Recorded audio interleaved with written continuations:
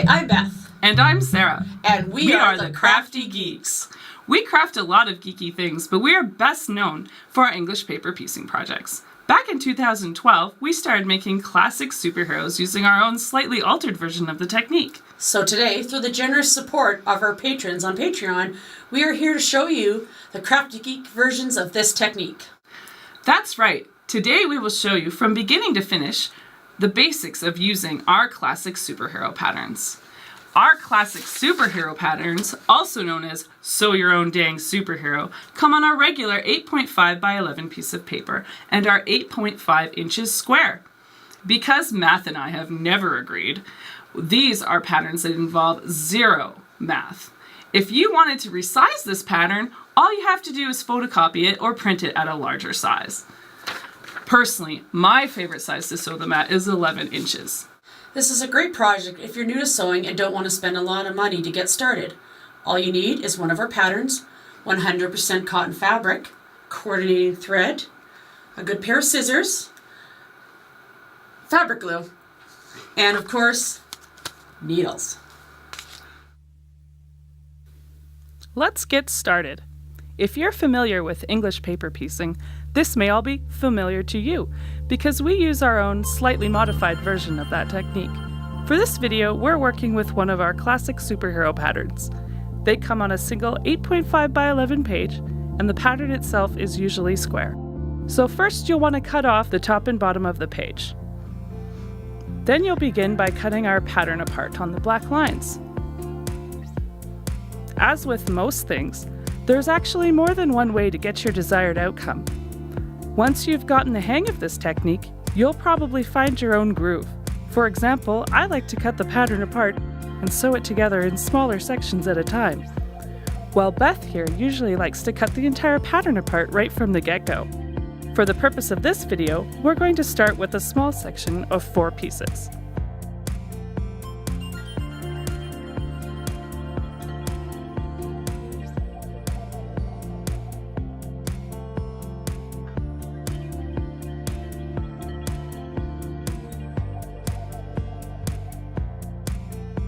Once you've cut out your paper pieces, you'll lay out your 100% cotton fabric of the color and design of your choice.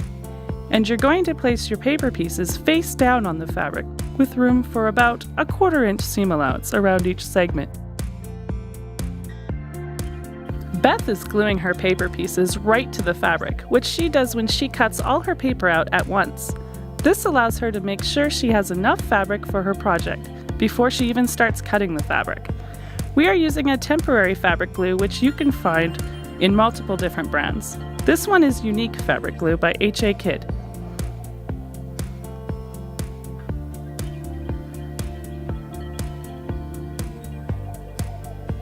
So now you cut the fabric with that 1/4 inch seam allowance. On some of our more complicated patterns, you'll find there might be a few paper segments too small to have a 1/4 inch seam allowance, and so you will have to adjust that allowance accordingly. But with this and most of our classic superhero patterns, you'll be able to give every paper segment that 1/4 inch.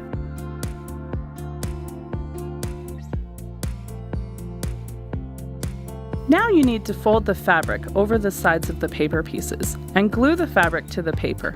If you don't have fabric glue or prefer not to use it, you can go the traditional route and do this step using a needle and thread and sew the fabric to the paper using a loose basting stitch. Either way, the plan is to remove the paper once you're done sewing our pattern, and so you only want a temporary way to hold the fabric and paper together.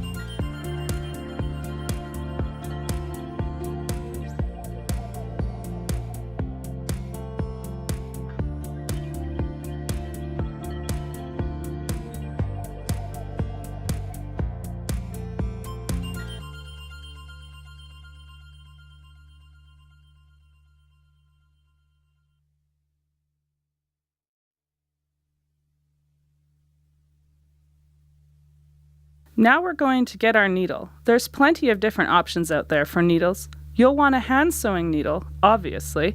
Outside that, just know that the smaller the eye of the needle, the smaller the hole it will leave in your fabric, which is great. However, the smaller the eye of the needle, the harder it may be to thread, so you might want to find a happy medium.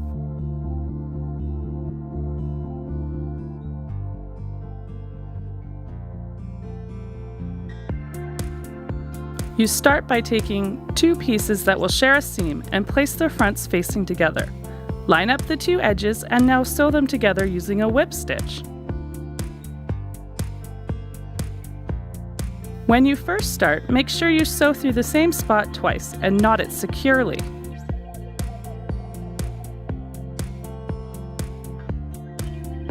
Then you can continue on whip stitching across the whole edge.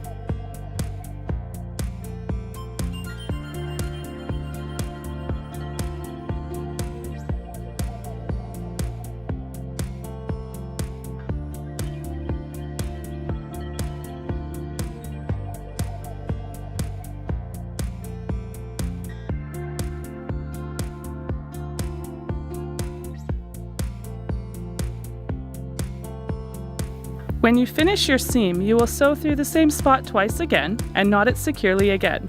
Then snip off your thread with your scissors.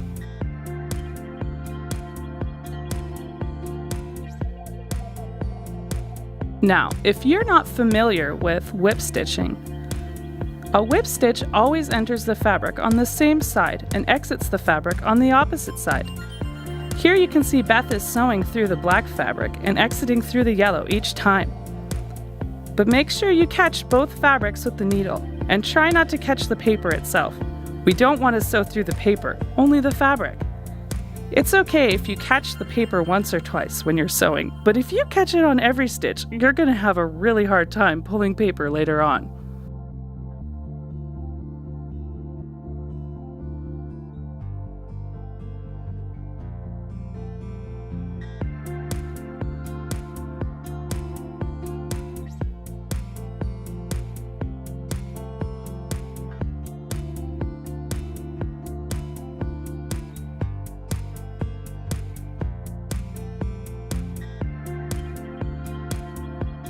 Once you've finished sewing an edge, you can turn the pieces back out to lay flat so that you can see how your superhero is progressing. Then you'll line up your next paper piece and sew its seam just like before. You'll keep doing this as you build up your superhero piece by piece.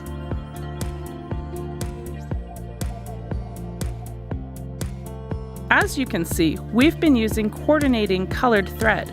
You want to use a thread that is the same color as one of the pieces of fabric you're sewing together. That might change between seams, or even halfway through a seam if you're like Beth and want to keep the thread that follows the face of your character the same. Here she's making sure to have black thread all around this masked face. So she's changed the thread to yellow when she hits the end of the black on this seam.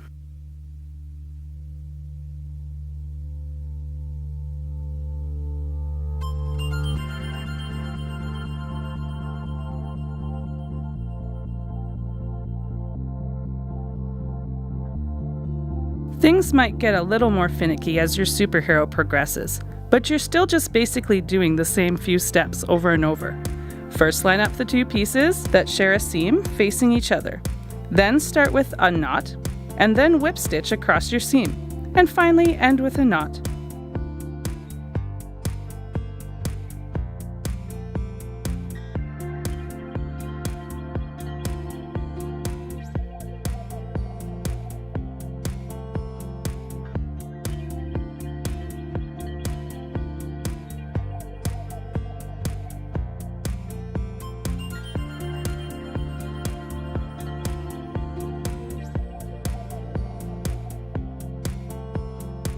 As your superhero gets closer to completion, more and more you'll find yourself bending the papers to get in to sew those seams.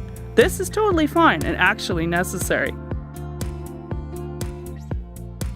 Here we see Beth is on her last seam, and through the magic of technology, she seems to be sewing quite fast.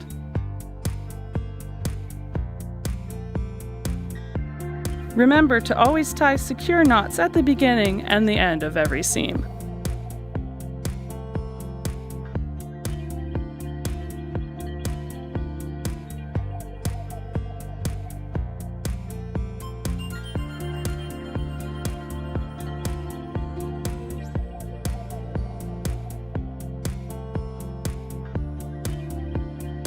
When you've completely finished sewing every seam, you can start to remove the paper. I usually use an iron and give my square a good press first. but you don't necessarily have to, and we didn't do that this time. So to remove your paper, flip your square over and gently pull the fabric away from the paper. Then you can take your paper out. We call it pulling papers. Be mindful that if you've sewn through the paper in places, tugging the paper out may tear your thread, and you may have to re-sew that seam. So be careful. Once you've finished pulling papers, then you can trim any excess thread and give your superhero square a good press with your iron.